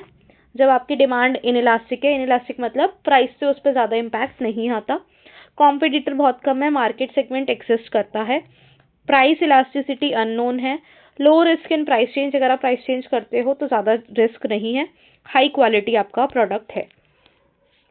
उसके बाद है, एक मिनट, उसके बाद है हमारा पेनिट्रेशन प्राइस पॉलिसी। पेनिट्रेशन का मतलब होता है पहले कम प्राइस चार्ज करो ताकि आप इंटायर मार्केट को क्या कर पाओ, कैप्चर कर पाओ, या फिर मार्केट में एटलीस्ट एंट्री हो जाए आपकी, ज़्यादा कस्टमर आपके पास आए और आप मार्केट शेयर को गेन कर पाओ। किसने किया था ये? बेस्ट एग्जाम्पल है हमारा जियो। जियो ने क्या किया था, स्टार्टिंग में वो फ्री में ही कॉल्स प्रोवाइड कर रहा था और उसने क्या किया, इनिशियल प्राइस को बिल्कुल ही ज़ीरो रख दिया। यहाँ पे तो लो प्राइस लिखा है, जियो ने तो ज़ीरो प्राइस कर दिया था मार्केट में एंटर करने के लिए, कस्टमर को अट्रैक्ट करने के लिए और मार्केट शेयर गेन करने के लिए। एक टाइम ऐसा था जब सबके फ़ोन में हर नंबर कैसे सेव हो रहा था, मम्मी का जियो नंबर, पापा का जियो नंबर, बहन का जियो नंबर, जैसे अगर मेरा जियो नंबर है तो हर्षिता जियो, ऐसे लिखते थे, राइट। तो इस तरीके से उसने मार्केट को क्या कर लिया था, कैप्चर कर लिया था। और ये मेथड कब यूज़ कर सकते हैं? जब डिमांड क्या है, इलास्टिक है। इलास्टिक का मतलब है प्राइस से उस पर इम्पैक्ट आता है, अगर प्राइस कम होगा तो डिमांड क्या होगी, इंक्रीज होगी। उसके बाद लार्ज स्केल प्रोडक्शन पॉसिबल, आप इसका लार्ज स्केल प्रोडक्शन कर पाओगे। कंपटीशन क्या है, हाई कंपटीशन है, एक्सेस प्रोडक्शन कैपेसिटी है आपके पास, तब भी आप ये कर सकते हो। और मार्केट में सब्स्टिट्यूट प्रोडक्ट्स अवेलेबल हैं, मतलब और भी प्रोडक्ट्स हैं मार्केट में सेम जो आप बेचने वाले हो। उसके बाद हो गई हमारी डिमांड बेस्ड हो गई। सबसे पहले कौन सी की थी हमने, परसीव्ड वैल्यू। फिर उसके बाद हमने करी क्या करी थी, डिफरेंट प्राइस वाली, डिफरेंशियल प्राइसिंग। उसके बाद हमने करी स्कीमिंग। स्कीमिंग में पहले ज़्यादा प्राइस, बाद में धीरे धीरे कम करते जाओ। फिर उसके बाद हमने करी पेनिट्रेशन पॉलिसी। ये हो गई हमारी 4 पॉलिसीज डिमांड बेस्ड। अब इनके एडवांटेजेस क्या हैं? Based on demand and supply, demand supply की बात करेंगे, यहाँ पे प्रॉफिट पोटेंशियल क्या है, ज़्यादा है, और इनोवेशन प्रमोट करता है। यहाँ पर आप जितना इनोवेटिव प्रोडक्ट लाओगे उतनी आपकी ज़्यादा डिमांड हो जाएगी। उसके बाद डिसएडवांटेजेस भी क्या है, difficult to estimate demand accurately, आप डिमांड को एग्जैक्ट अंदाज़ा नहीं लगा सकते हो, और market segment must remain separate, और मार्केट सेगमेंटेशन हमेशा इसमें होने चाहिए। ये हो गई हमारे डिमांड बेस्ड पॉलिसी। उसके बाद है cost based policy. Cost based policy का मतलब क्या होता है, वो पॉलिसी जो प्रोडक्ट की कॉस्ट, जो आपकी प्रोडक्शन करने में खर्चा हुआ है, जितना भी खर्चा हुआ है उस खर्चे का हिसाब किताब लगा के आप कुछ प्राइस सेट करो, उसे कहा जाता है कॉस्ट बेस्ड प्राइसिंग। ठीक है, कॉस्ट बेस्ड प्राइसिंग देखो, method where price is decided on the basis of cost of production, जो कॉस्ट ऑफ प्रोडक्शन है उसके बेसिस पे आप प्राइस डिसाइड करो। ठीक है, सेलिंग प्राइस क्या होता है, हमेशा कॉस्ट प्लस प्रॉफिट मार्जिन, यहाँ से आपका एमसीक्यू आ सकता है। अब कॉस्ट बेस्ड प्राइसिंग के भी टाइप्स हैं। पहले तो है कॉस्ट प्लस, जितनी भी कॉस्ट आई है, मान लो आपको एक प्रोडक्ट बनाने में लगे 10 रुपये, आपने डिसाइड कर लिया उस पर आप 2 रुपये का क्या करोगे, प्रॉफिट कमाओगे, तो आप कितने का बेचोगे, 12 रुपये का। और प्रॉफिट को क्या कहा जाता है यहाँ पर, प्रॉफिट मार्जिन या फिर मार्कअप वैल्यू। सबसे कॉमन मेथड है, बहुत यूटिलाइज होता है, हर जगह यूज किया जाता है। इससे कॉस्ट और प्रॉफिट को ऐड करके हम क्या कर सकते हैं, प्राइस को डिसाइड कर सकते हैं। Easy to calculate. Ensures profit, यहाँ पे प्रॉफिट होगा ही होगा क्योंकि हम प्रॉफिट को ऐड ऑन कर रहे हैं। Advantageous as it tells firm what price competitors are charging in market but ignores replacement cost issue। ये क्या है, एडवांटेजियस है क्योंकि आपको पता चल रहा है कितना प्राइस कस्टमर चार्ज कर रहे हैं, ठीक है, लेकिन इसमें रिप्लेसमेंट कॉस्ट क्या हो जाती है, इग्नोर हो जाती है। उसके बाद है हमारा मार्कअप प्राइसिंग। मार्कअप प्राइसिंग क्या होता है, यहाँ पे आप प्राइस का परसेंटेज निकालते हो कि मतलब आपकी अगर कॉस्ट लगी है, what ever is the cost, जो भी कॉस्ट लगेगी उस पर आप कितना प्रॉफिट चार्ज करोगे, 25% का। तो आपकी कॉस्ट अगर मान लो लगी है 100 कॉस्ट है, तो आपका प्रॉफिट कितना हो जाएगा 25% के हिसाब से 25 रुपीज, राइट। और अगर मान लो आपकी कॉस्ट है 120, इसका 25% निकालो, 25% का मतलब होता है 1/4, तो कितना आ जाएगा ये 30। ऐसे ही आपकी अगर आपकी कॉस्ट लगी है 200 का 25% कितना हो जाता है, कितना हो जाएगा ये 50 रुपीज। ये तरीका है आपका मार्कअप प्राइसिंग, जिसमें आप प्रॉफिट का परसेंटेज डिसाइड करते हो on cost, fix percentage of the profit on the cost, और उस मार्कअप को क्या कर दिया जाता है, कॉस्ट में ऐड कर दिया जाएगा और आपका क्या आ जाता है, प्राइस आ जाता है। यहाँ पे हमेशा परसेंटेज अप्लाई होता है। और कौन यूज करता है, रिटेलर और होलसेलर। हम ये सोचते हैं अगर हम कोई चीज 100 रुपए की लेके आए हैं, मतलब रिटेलर क्यों यूज कर रहा है, देखो रिटेलर के पास 100 आइटम है, ठीक है, अब वो हर आइटम पे क्या कर देता है, डिसाइड कर लेता है कि भाई अगर ये आइटम 25 की आई है, मेरी आइटम कितने की भी आए उसमें मैं 25% कमाऊंगा। तो वो हो जाता है कि भाई मार्कअप प्राइसिंग कर रहा है। इससे फायदा क्या होता है, इन्फ्लेशन के इफेक्ट के साथ आप क्या कर पाते हो, मतलब अगर आपकी कॉस्ट बढ़ गई, ठीक है, मतलब आपकी कॉस्ट जो पहले 100 थी अब वो 200 हो गई।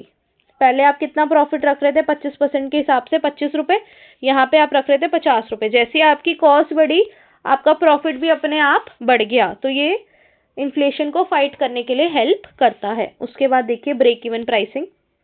ब्रेक इवन प्राइसिंग का मतलब होता है no loss no profit.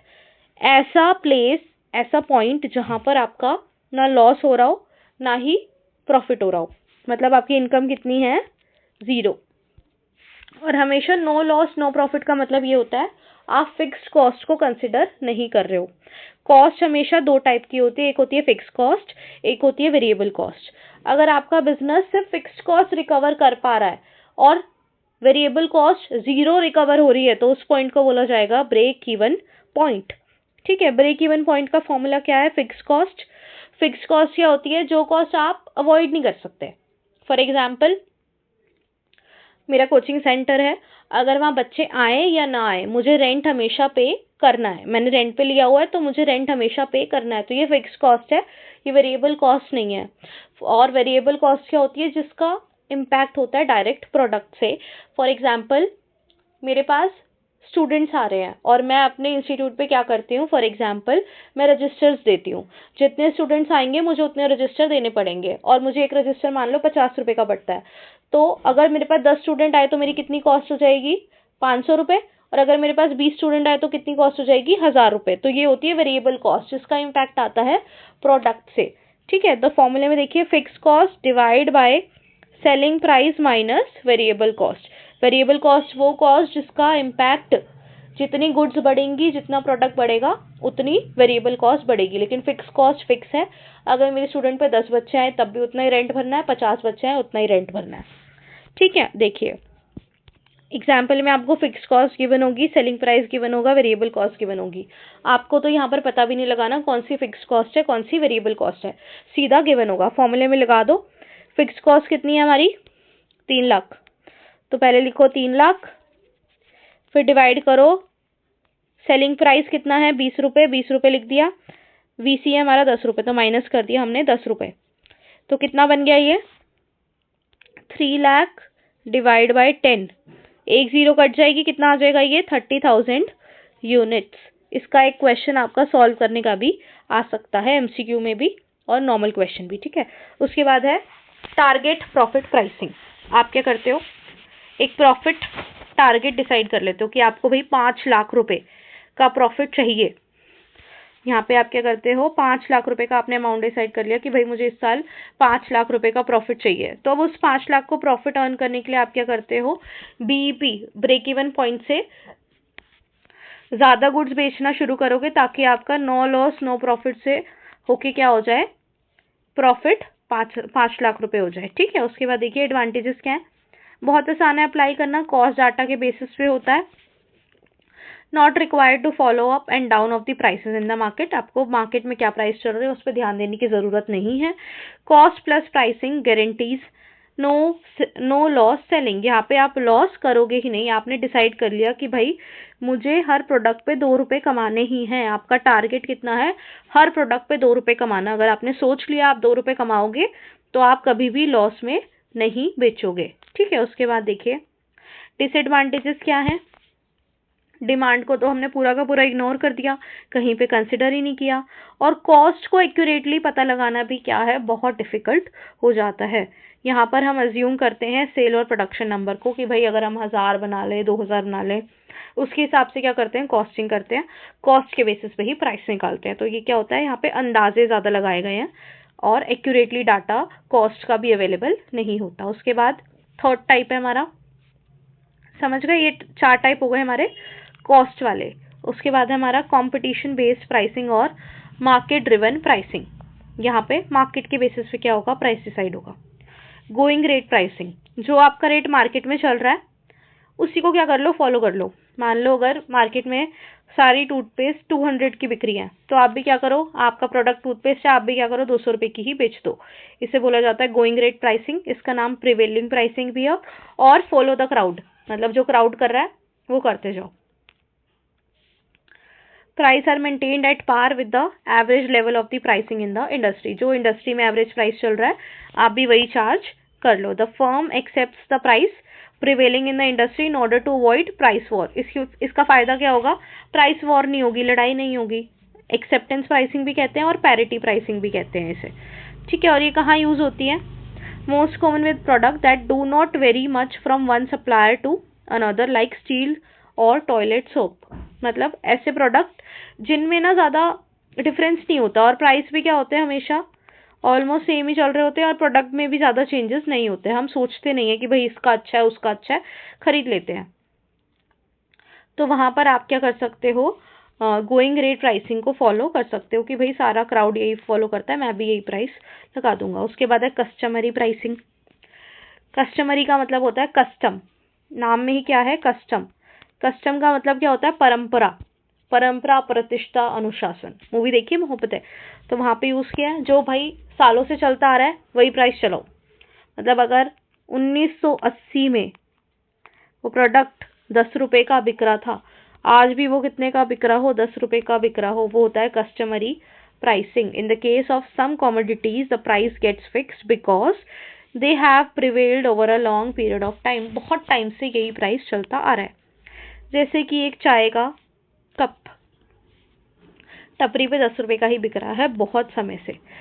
Price तभी चेंज होगा जब कॉस्ट क्या होगी, सिग्निफिकेंटली चेंज होगी। मान लो जो दूध अभी तक मान लो 70 रुपीज़ केजी मिल रहा था उन्हें, आज वो अचानक से 100 रुपीज़ केजी हो जाता है ड्यू टू सम चेंजेस। तो कॉस्ट में क्या आ गया, बहुत मोटा इम्पैक्ट आ गया, जिसकी वजह से क्या करना पड़ेगा आपको, कन्वेंशनल प्राइसिंग में प्राइस चेंज करना पड़ सकता है। चाय का प्राइस बढ़ जाएगा अगर दूध का प्राइस इतना ज़्यादा बढ़ जाए तो। उसके बाद है sealed bid pricing. In all businesses lines when the firm bid for jobs competition based market is followed. जहाँ पर भी जॉब्स के लिए बिड किया जाता है, मतलब मान लो ये कैसे बताऊँ मैं आपको, कंस्ट्रक्शन के ना प्रोजेक्ट्स आते हैं बहुत बड़े बड़े, ठीक है। तो यहाँ किया जाता है कि जो डिफरेंट फर्म्स हैं वो अपना अपना प्राइस लेके आती हैं, प्रोजेक्ट बता दिया जाता है उन्हें, और मान लो एक फर्म बोलती है 1 करोड़, दूसरी फर्म बोलती है भाई मैं 2 करोड़ में करूंगी, तीसरी फर्म बोलती है 1.5 करोड़ में करूंगी। तो जो सबसे कम प्राइस लगाएगा उसको दे देंगे, डील डन। कॉस्ट और डिमांड से कोई मतलब ही नहीं है इनका। If the firm is to win a contract और job it should quote less than the competitor, competitor से कम प्राइस चार्ज करना पड़ेगा। A bid price is the highest price that a buyer is willing to pay for a good. Bid price क्या होता है? जो buyer पे करने के लिए रेडी है। बायर कौन है? आपका प्रोडक्ट खरीदने के लिए जो बंदा तैयार है, और वो कितना मैक्सिमम प्राइस देगा। जैसे आप मार्केट में जाते हो शॉपिंग करने, तो आप डिसाइड कर लेते हो कि भाई मैं इससे 1000 रुपये से तो ज़्यादा नहीं दूंगी भैया, अब आप देख लो। तो 1000 रुपये क्या हो जाएगा? बिड प्राइस हो जाएगा, हाईएस्ट प्राइस जो बायर डिसाइड करता है कि भाई मैं इतना पे करूंगा for this good. Bid and ask के बीच में जो भी डिफरेंस आता है उसको क्या बोलते हैं? स्प्रेड। क्या बोलते हैं उसे? बिड और आस्क स्प्रेड। देखो स्प्रेड का फॉर्मूला होता है, पता नहीं आपके सिलेबस में क्यों है। स्प्रेड का फॉर्मूला होता है बिड माइनस आस्क, या फिर आस्क माइनस बिड। अगर आस्क ज्यादा है तो आपका आस्क स्प्रेड आएगा, बिड का अमाउंट ज्यादा है तो आपका बिड स्प्रेड आएगा। ठीक है। उसके बाद देखिए एडवांटेजेस क्या है इसके। Price to gain market share and attract and hold as many as customer possible. अब ये मार्केट कंपटीशन वाला ही कर रहे हैं हम, तो कंपटीशन में हमेशा हम ट्राई करेंगे हमारे पास ज़्यादा कस्टमर आए। पेनिट्रेशन यूज़ कर सकते हैं ताकि हमारे पास कस्टमर ज़्यादा आए। और इसका एडवांटेज है base price competition if price is comparable to the competitors product. अगर हमारा प्राइस कॉम्पिटिटर के बेसिस पे ही रहेगा तो बेस प्राइसिंग कंपटीशन चल सकता है वहाँ पे। ठीक है। उसके बाद डिसएडवांटेजेस क्या है कि डिसएडवांटेजेस क्या है? हमारा कॉस्ट और डिमांड पे कोई भी अटेंशन नहीं है। मार्केट पे अपडेट करना पड़ेगा बार बार, मार्केट में चल क्या रहा है। टाइम कमिटमेंट ज़्यादा चाहिए क्योंकि जब भी आप रिसर्च करते हो तो टाइम ज़्यादा लगता है।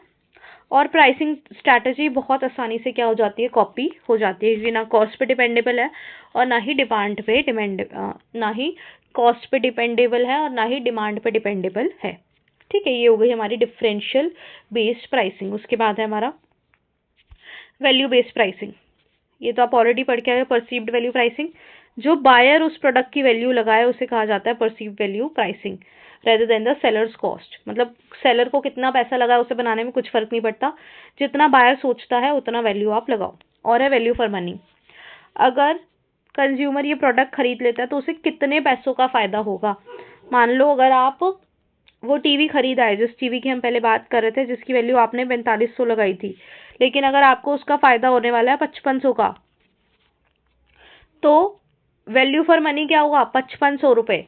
वो वैल्यू जो कस्टमर को मिलेगी उस प्रोडक्ट को यूज करने के बाद, खरीदने के बाद, इसे कहा जाता है वैल्यू फॉर मनी। और परसीव्ड वैल्यू और वैल्यू फॉर मनी में क्या फर्क होता है? देखो, आप जब भी कोई प्रोडक्ट खरीदने जा रहे हो, आपने इसे पहली बार देखा, ठीक है, आपने क्या किया? इसको पहली बार देखा, आपको अच्छा लग गया, आप स्माइल कर रहे हो, आपने, लेकिन यहाँ पे लिखा हुआ था 5000 रुपये, ठीक है, लेकिन आपने इसकी वैल्यू कितनी लगाई? 4500। आपने लगाई इसकी वैल्यू 4500। ये तो होती है परसीव्ड वैल्यू। जब आपने इसे पहली बार देखा, पहली बार में आपको ये अच्छा लगा, आपने इसकी वैल्यू लगा दी 4500 रुपये। ये परसीव्ड वैल्यू से आप याद कर सकते हो पहला प्यार। पहली बार आपने किसी को देखा, वो हो गया परसीव्ड वैल्यू। ठीक है। और वैल्यू फॉर मनी, अब आपने, मान लो आपको कोई अच्छा लग गया, इंसान की बात करें तो आपने उससे शादी कर ली, आप उसे घर ले आए, ठीक है, और सच्चाई आपको बाद में पता चली। अगर या तो ये हो सकता है जैसा आपको उस टाइम पे अच्छा लगा था वो उससे भी अच्छा निकल गया, तो आप क्या हो? डबल खुश हो। अगर मान लो आपने जैसा सोचा था वो कैसा निकल गया? बहुत ही बुरा इंसान निकल गया।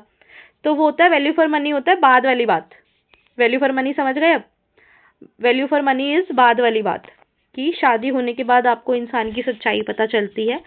और जब भी आप कोई मार्केट से प्रोडक्ट खरीद के आते हो, पहले तो आप एक अंदाज़ा लगा लेते हो कि भाई मेरे हिसाब से इतना होना चाहिए, वो होती है परसीव्ड वैल्यू। लेकिन आप जब खरीद आते हो उसके बाद आपको एक्चुअल में रियल वैल्यू का पता चलता है। तो आप उस वैल्यू के बेसिस पे अगर क्या करते हो, प्राइस सेट करते हो, तो उसे बोला जाता है value for pricing on the basis of perceived, sorry, उसे बोला जाता है value for money is equal to price. हमें पता है कि इस प्रोडक्ट से कस्टमर को 8000 रुपये का फायदा होगा, 8000 रुपये की वैल्यू उसे मिलेगी, तो हम प्राइस क्या सेट करेंगे? 8000 रुपये। इसे बोला जाता है वैल्यू बेस्ड प्राइसिंग। इसके बाद है हमारे एडवांटेजेस और डिसएडवांटेजेस।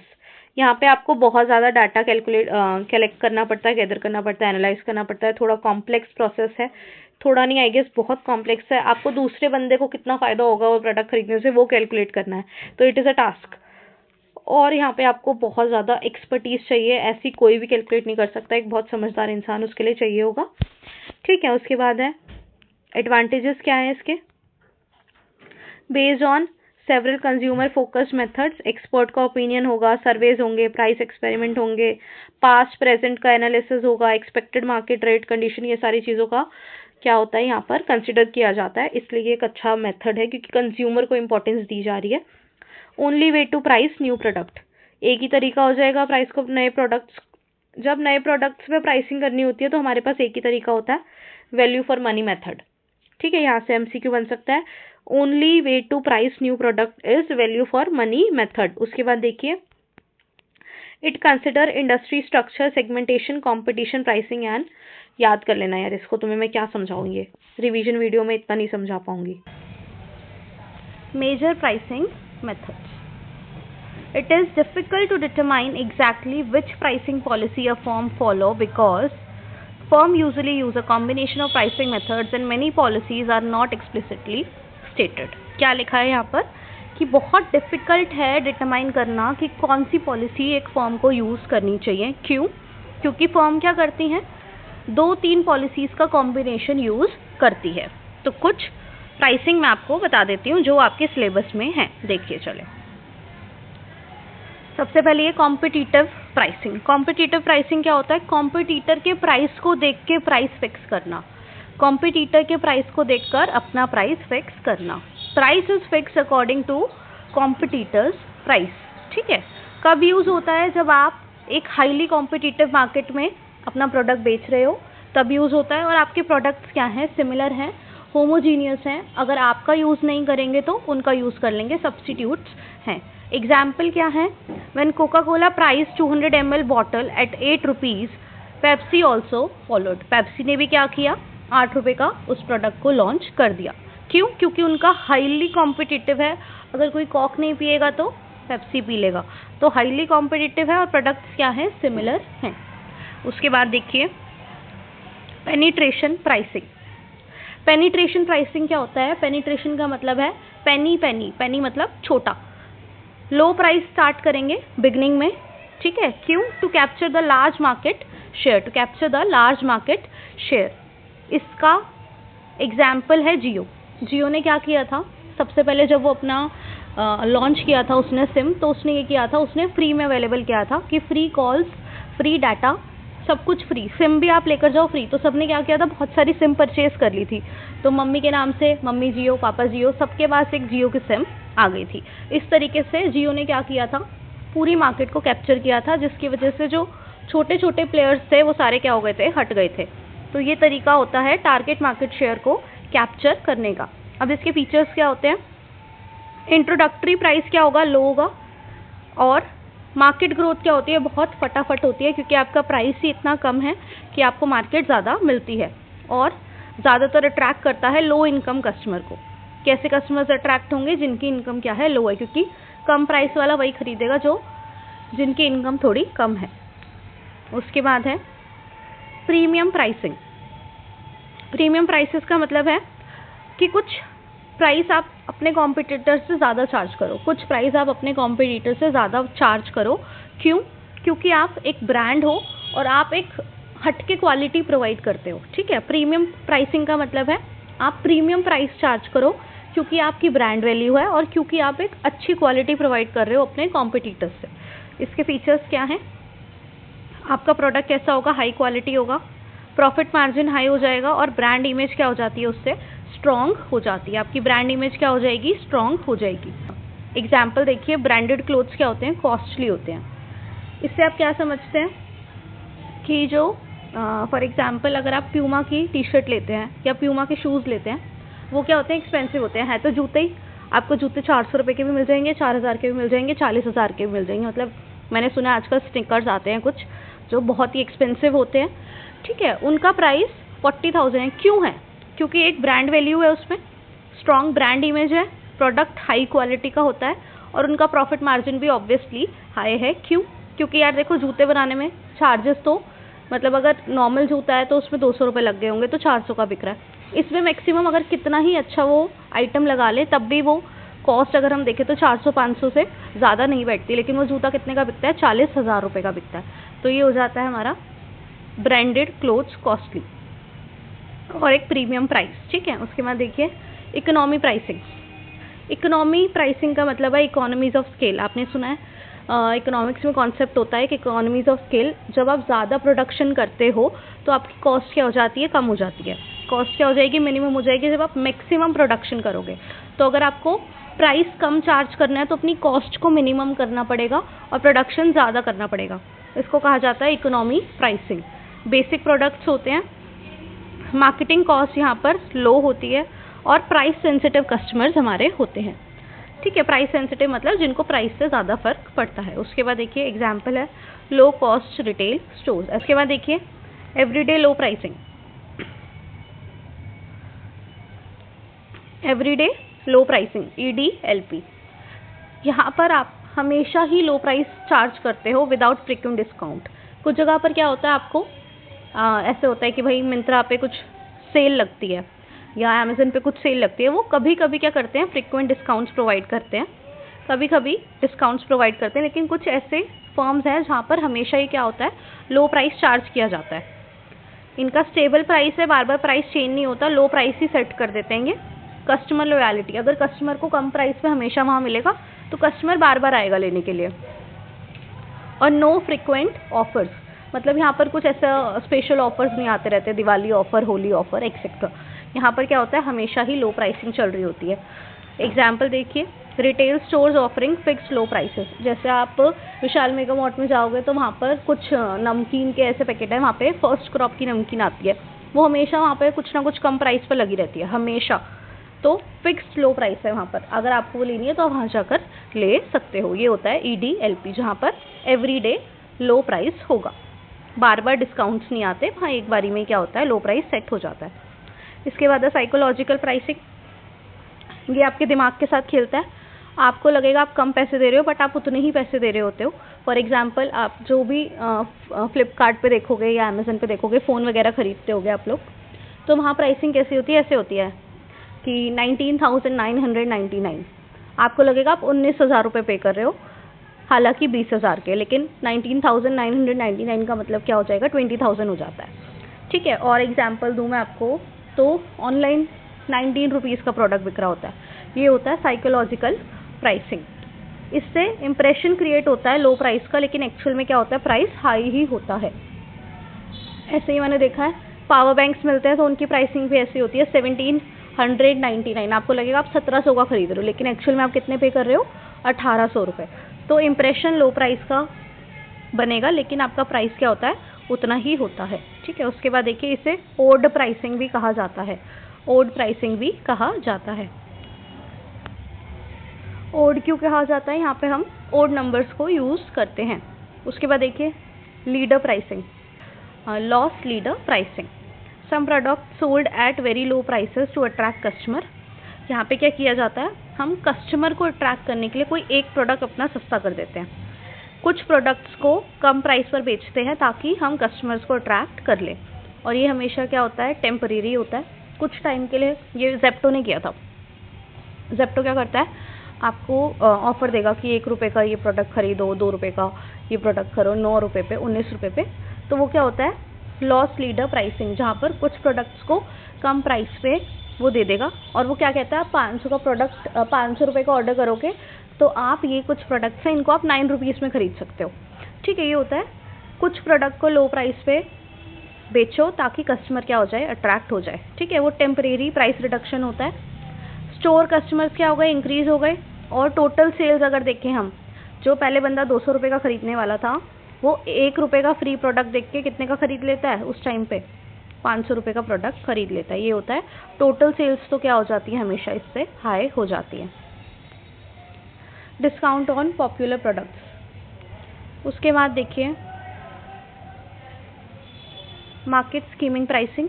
यहाँ पे क्या होता है, पहले शुरू में हाई प्राइस इनिशियली, फिर धीरे धीरे क्या होता रहता है, रिड्यूस ग्रेजुअली। उसके बाद देखिए high introductory price.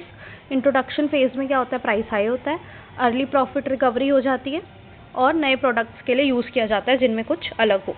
New mobile phones जो होते हैं पहले शुरू में क्या होते हैं, ज़्यादा पैसों के होते हैं, फिर धीरे धीरे कम होते जाते हैं जैसे ही नए मॉडल्स आ जाते हैं। उसके बाद है हमारा मोनोपोली प्राइसिंग। मोनोपोली मतलब सिर्फ एक ही सेलर है मार्केट में एक ही सेलर है तो उसकी चलेगी, कोई कंपटीशन एग्जिस्ट ही नहीं करता, एक ही प्रोड्यूसर है, कोई भी सब्स्टिट्यूट अवेलेबल नहीं है, तो वो अपने प्रीमियम प्राइस चार्ज कर सकता है जब उसका मन करे, और उसको प्रॉफिट भी क्या होता है, ज़्यादा होता है। उसके बाद है जियोग्राफिकल प्राइसिंग। ये लोकेशन से लोकेशन वेरी करता है प्राइस, और ट्रांसपोर्टेशन कॉस्ट से भी इसका रिलेशन है। जियोग्राफिकल प्राइसिंग में आपको याद करना है location and transportation cost. FOB pricing and FOB destination, और आपको जोन प्राइसिंग देखनी है जियोग्राफिकल प्राइसिंग में। ये क्या है, MCQ यहाँ से आ सकता है। FOB का मतलब क्या होता है, फ्री ऑन बोर्ड और freight on board. Free on board और फ्रेट ऑन बोर्ड MCQ बन सकता है। प्राइसिंग लिखा है तो कौन पे करेगा, बायर पे करेगा, और अगर डेस्टिनेशन लिखा है तो कौन पे करेगा, seller will pay the transportation cost. उसके बाद है हमारा जोन प्राइसिंग। जोन प्राइसेस का मतलब ये होता है पूरी मार्केट को, ऐसे क्या ये हमारी मार्केट है, for example this is our market, इसको क्या किया, छोटे छोटे टुकड़ों में डिवाइड कर दिया और इन्हें बोल दिया zones, zone 1, zone 2, zone 3, zone 4, ऐसे क्या किया, जोन्स में डिवाइड कर दिया। हर जोन में क्या किया उन्होंने, हर जोन में मान लो यहाँ पर वो बेच रहे हैं 50 रुपये का, तो इस पूरे जोन में हर जगह पर कहीं पे भी आप खरीदोगे तो आपको 50 रुपये का ही वो क्या होगा, मिलेगा। लेकिन अगर दूसरे जोन में जा रहे हो तो वहाँ 60 का भी हो सकता है, 70 का भी हो सकता है, लेकिन एक जोन में आपको एक ही प्राइस मिलेगा, ठीक है, लेकिन different prices in different zone. One price in one zone, different prices in different zone, ऐसे याद कर लो। मार्केट को जोन में डिवाइड करो, यूनिफॉर्म प्राइस होगा हर जोन में, same price with in zone, different price in different zone, और यहाँ पर ट्रांसपोर्टेशन कॉस्ट इंक्लूडेड होती है। उसके बाद है हमारा बेस पॉइंट प्राइसिंग। इसमें क्या होता है, ट्रांसपोर्टेशन कॉस्ट को कैलकुलेट किया जाता है from selected base city. For example Delhi से ही मान के चलेंगे, ठीक है, दिल्ली से जा रहा है पंजाब तो हम 100 रुपीज़ चार्ज करेंगे, और दिल्ली से जा रहा है लुधियाना तो कितना चार्ज करेंगे, मान लो 120 रुपीज़ चार्ज करेंगे।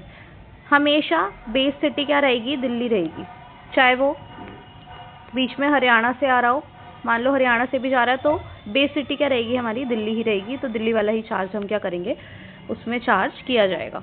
उसके बाद देखिए इसके फीचर्स क्या हैं। बेस सिटी सेलेक्ट हो जाती है, partial transportation cost paid by the company, जो कंपनी होती है वो आधा कॉस्ट पे कर देती है। उसके बाद देखिए मतलब आधा कस्टमर पे करेगा और आधा कंपनी पे करेगी, ये होता है बेस सिटी सेलेक्टेड में, बेस सिटी प्राइसिंग में। उसके बाद है हमारा टाइम बेस्ड प्राइसिंग। टाइम के अकॉर्डिंग होता है, मैंने आपको इसका पीछे भी एग्जांपल दिया था कि सब्जी वाला क्या करता है, सुबह महंगी सब्जी देता है और रात को सस्ती सब्जी देता है, ये होता है टाइम के बेसिस पे। और मैंने बताया था आपको होटल चार्जेस वीकेंड्स पे ज़्यादा हो जाते हैं, और वैसे अगर आप जा रहे हो वीकडेज पे तो क्या हो जाता है, कम हो जाते हैं। वैसे ही पीक सीज़न में हाई प्राइस और ऑफ सीज़न में लो प्राइस चार्ज होएगा, ठीक है। उसके बाद देखिए बंडल प्राइसिंग। बंडल प्राइसिंग का दूसरा नाम क्या है, टीम प्राइसिंग। यहाँ पे प्रोडक्ट्स को एक साथ बंडल में पैक कर देते हैं, मतलब 4 प्रोडक्ट को मिला के एक बंडल बना देते हैं ऐसा, ठीक है, और इसे बोल देते हैं प्रोडक्ट बंडलिंग। इस प्रोसेस को बोलते हैं प्रोडक्ट बंडलिंग, और पूरे बंडल का चार्ज किया जाता है, और वो हमेशा लोअर कंबाइंड प्राइस होता है। मतलब अगर आपका एक प्रोडक्ट है 20 रुपीज़ का, ये 30 का, ये 50 का, ये 100 का, टोटल कितना हो गया, ये 200। लेकिन हम इस बंडल में एक साथ अगर आप खरीदते हो तो आपको मिलेगा, ये कितने का मिल रहा है, 150 का। इसे कहा जाता है बंडल प्राइसिंग। इससे क्या होता है, पैकेज ऑफर हो गया, lower price than individual items, individual items से कम प्राइस में मिल गया, सेल्स क्या हो जाती है, इंक्रीज हो जाती है। बहुत जगह पर होता है combo meals holiday package, examples हैं इसके, ठीक है। ये हो गया हमारा पार्ट नंबर 4, चैप्टर हो गया complete. I will see you tomorrow with another video, till then bye, take care.